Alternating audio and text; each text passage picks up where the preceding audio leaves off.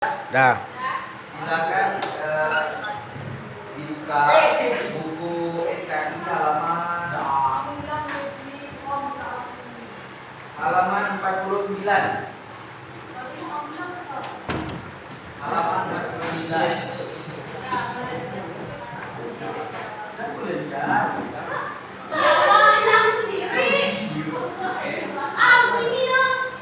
Sudah. Oke, kita masuk ke bab 4. Peradaban Islam pada masa Daulah Syafawi.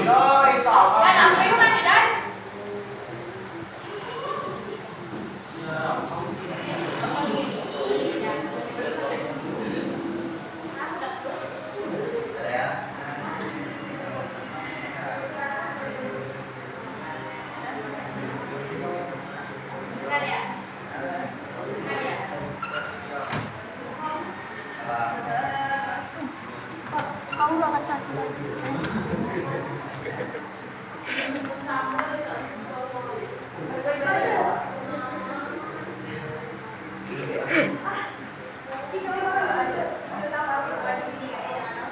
Kalau saya sudah ada tadi yang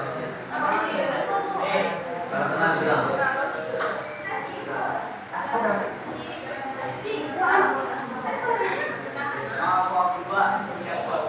Kalau sedang tuh dipotong-potong ya kak, ya. Biar abang sapu tadi. Oke.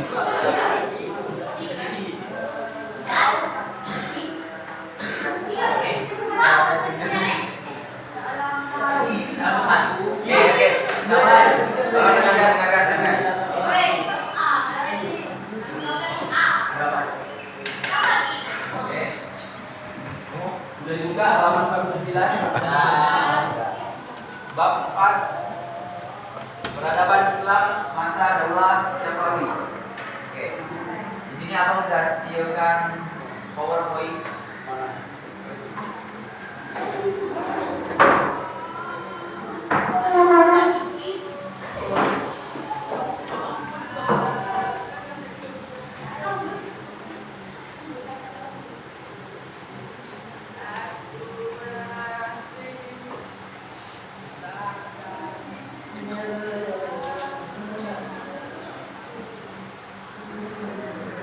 Bentar ya.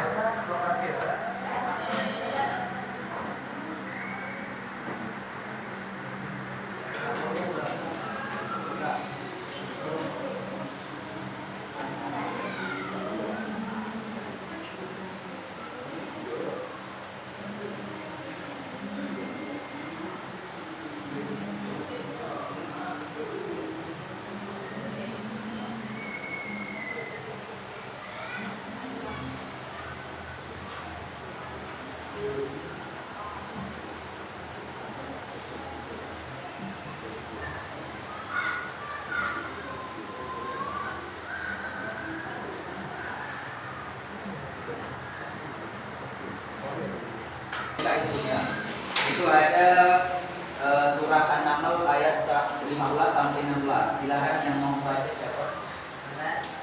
Ada yang mau baca? Oh, silakan. Surpan. Yang lain mendengarkan ya. Silakan. Surpan.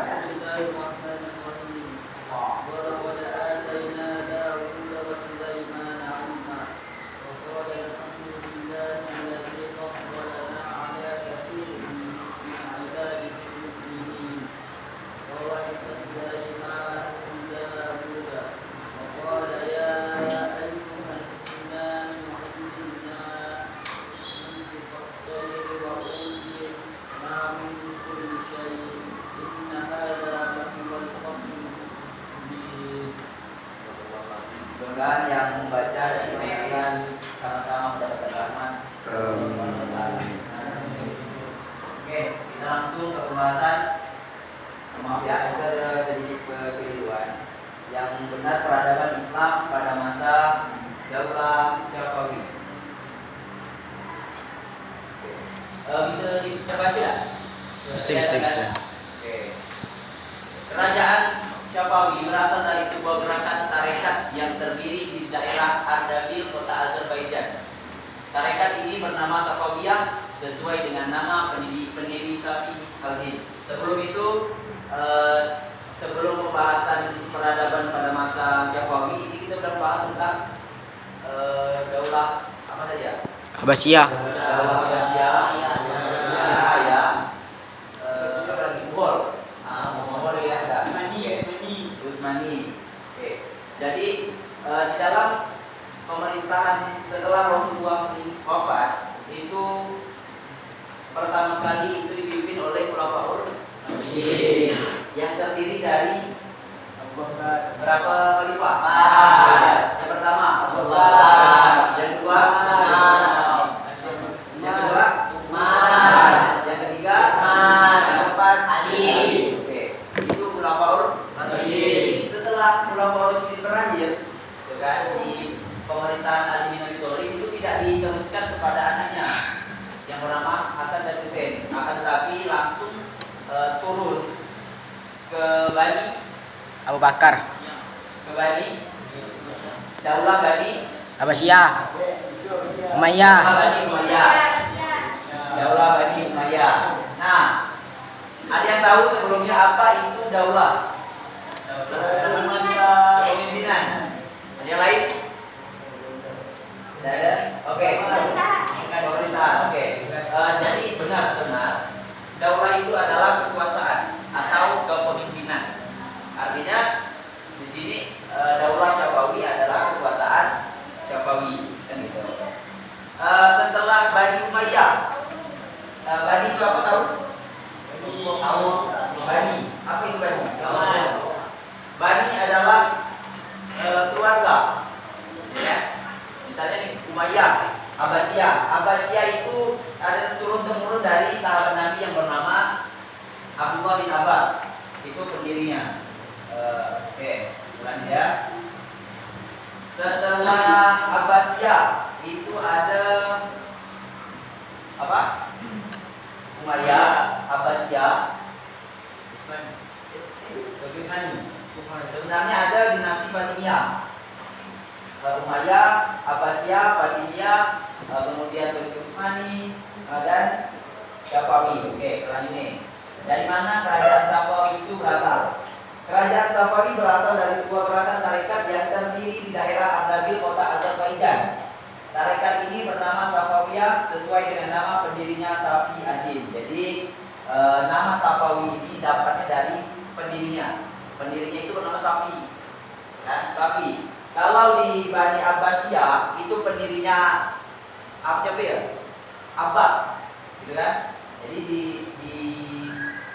dijadikanlah nama dinasti itu dinasti Bani Abbasiyah. Kemudian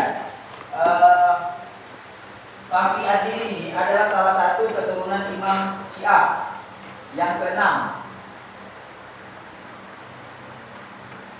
Musa al-Kazim namanya. Pada awalnya tarekat ini bertujuan memerangi orang-orang terdekat, orang-orang ingkar dan aktif, dan pada akhirnya memerangi orang-orang ahli bid'ah. Tarekat ini menjadi semakin penting setelah ia mengubah bentuk tarekat ini dari pengajian tasawuf murni yang bersifat lokal menjadi gerakan keagamaan yang besar pengaruhnya di Persia, Syria dan Anatolia. Nah, selanjutnya di antara penguasa dari kerajaan Syafi'i, kalau di Khulafaur Rasyidin ada 4, gitu kan? Kalau di Umayyah, di Abbasiyah memiliki pemimpin masing-masing. Di Syafi'i juga demikian. Yang pertama, Ismail berkuasa dari tahun 1501 sampai 1524 Masehi. Yang kedua ada Tahmas yang berkuasa dari tahun 1524 sampai 1576 Masehi. Dan berakhir pada tahun Husain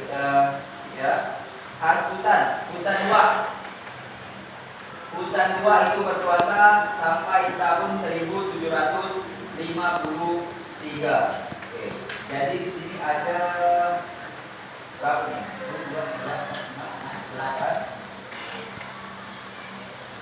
16. Ada 16 pemimpin. Oke.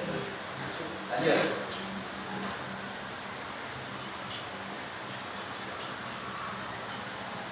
Oke, ini strategi dan kebijakan pemerintah atau apa tadi, peradaban kerajaan Safawi. Oke, yang pertama, kondisi kerajaan Safawi yang memprihatinkan baru bisa diatasi setelah Raja Safawi kelima Abbas I naik tahta dari 1588 sampai 1628 Masehi.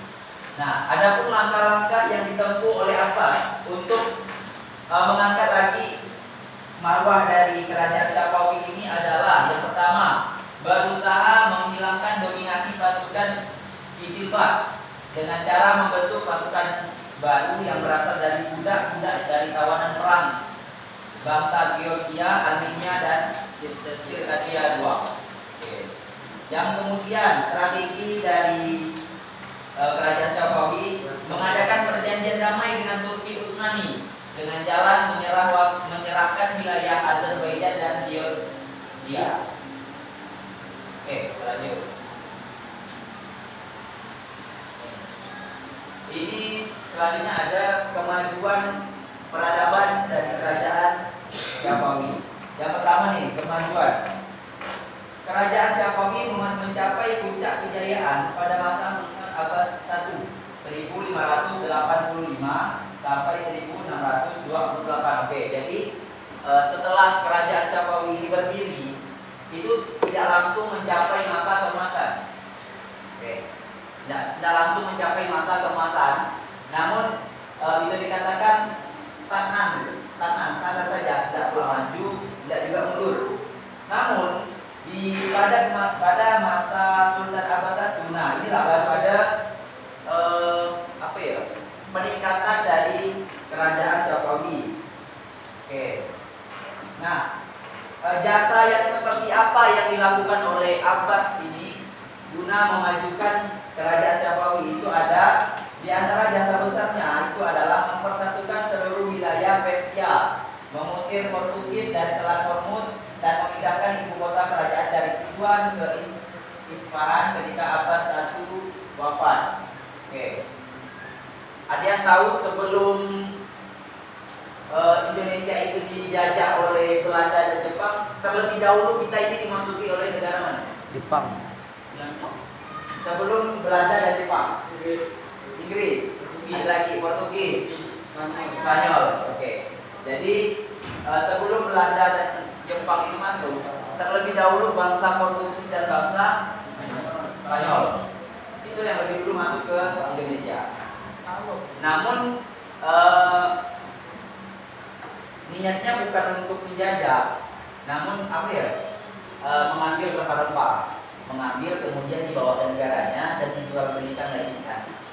Berbeda halnya dengan Belanda dan Jepang. Oke, Belanda dan Jepang memasuki wilayah Nusantara itu bukan hanya mengambil barang rempah-rempah, bukan, namun ada niat tersendiri. Ada niat tersendiri untuk menguasai sepenuhnya dari wilayah Indonesia. Begitu pula Jepang. Oke, lanjut. Di Isfahan terdapat 162 masjid, 48 akademi, 1.800 buah penginapan dan 273 pemandian umum. Unsur lainnya terlihat dalam bentuk kerajaan tangan, keramik, permadani, shell, benda senilainya. Kerajaan Safawi berlangsung hingga 17 sultan. Oke, maaf, tadi ada kesalahan sedikit. Jadi kerajaan Safawi ini terdapat 17 pemimpin. Oke. Nah, mengapa di sini masjid, pembangunan masjid itu menjadi salah satu salah satu sikap yang dapat memajukan kerajaan Safawi? Ada yang bisa jawab? Mengapa masjid itu bisa menjadi tolak ukur maju atau tidaknya kerajaan? Ada? Oke. Jadi dulu di zaman Rasulullah, masjid yang pertama didirikan adalah masjid apa? Nabawi. Coba. Mujahidin. Jadi Bebas, mau jawab bebas. Apa? Masjid apa lagi? Selain 3. Oke. Jadi masjid yang pertama kali dibangun adalah Masjid Kuba. Itu ketika Rasulullah hijrah, ya. Hijrah dari Mekah ke Madinah. Kemudian sampailah di lembah yang bernama dan disitulah Rasulullah beserta sahabat yang sudah keluar pergi itu kan. Rasulullah kan pergi menyusuri dengan Abu Bakar. Berhenti membangun masjid pertama dalam Islam yang disebut Masjid Kuba. Dulu di masjid kemudian sudah sampai di Madinah. Rasulullah sampai di Madinah membangun masjid. Yang pertama kali dilakukan oleh Rasulullah itu selain mempersaudarakan sesama Muslim, itu juga membangun masjid apa yang di Madinah? Membangun Masjid Nabawi. Dan Masjid Nabawi pada saat itu bukan hanya diperuntukkan untuk orang-orang yang mau sholat saja, bukan.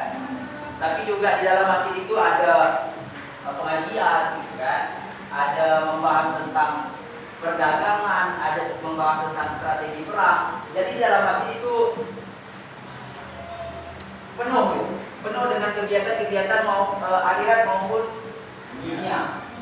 Oke, lanjut nih. Kemajuan peradaban Jepang. Yang selanjutnya, oke nih, kemajuan yang pertama dari bidang ekonomi. Boleh kalian buka kalau di fokus kurang lengkap, kurang kelihatan barangkali. Ini ada kemajuan ekonomi di halaman 52. Kemajuan ekonomi pada masa itu bermula dengan penguasaan atas Kepulauan Hormuz dan pelabuhan Gumrun yang diubah menjadi Bandar Abbas. Oke. Bidang ekonomi dibuatnya Pulau Hormuz yang tadi dikuasai Portugal itu disulap gitu kan, atau diubah menjadi pelabuhan Gumrun yang diubah menjadi Bandar Abbas. Jadi nanti tuh di pelabuhan itu terjadilah jual beli, bukan perdagangan antar negara. Yang selanjutnya, dengan demikian, nah ini Safawiyah menguasai jalur perdagangan antar barat dan timur. Di samping sektor perdagangan, Safawiyah juga mengalami kemajuan dalam bidang pertanian, terutama hasil pertanian dari daerah bulan sabit yang sangat subur. Oke. Kemudian kemajuan yang kedua dari bidang ilmu pengetahuan. Untuk ilmu pengetahuan kalian bisa buka di halaman 53.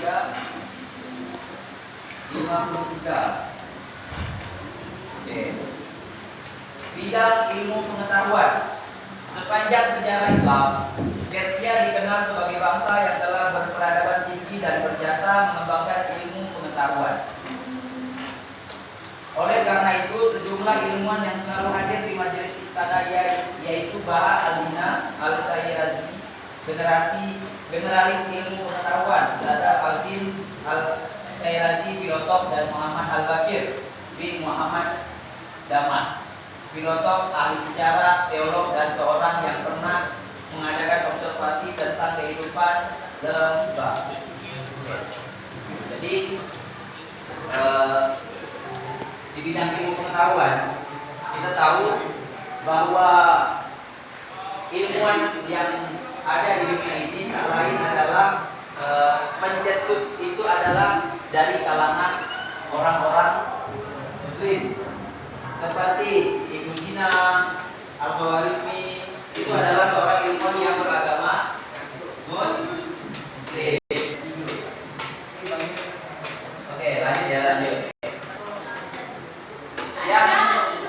Yang selanjutnya, kalau kalian kurang paham, yang penting aja. Bidang pembangunan fisik dan seni.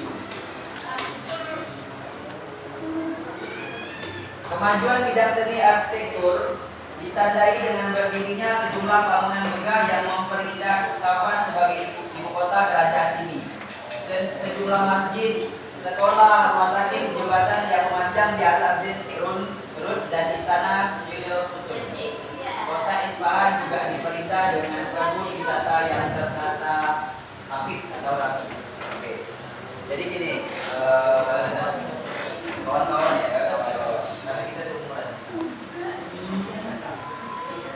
Nah, di situ kan udah jelas tuh dari halaman 49. Tolong kalian baca ya sampai halaman 55. 49 sampai halaman 55. Silakan kalian baca. Silakan kalian baca untuk mempersiapkan di ujian pas penilaian akhir semester ya.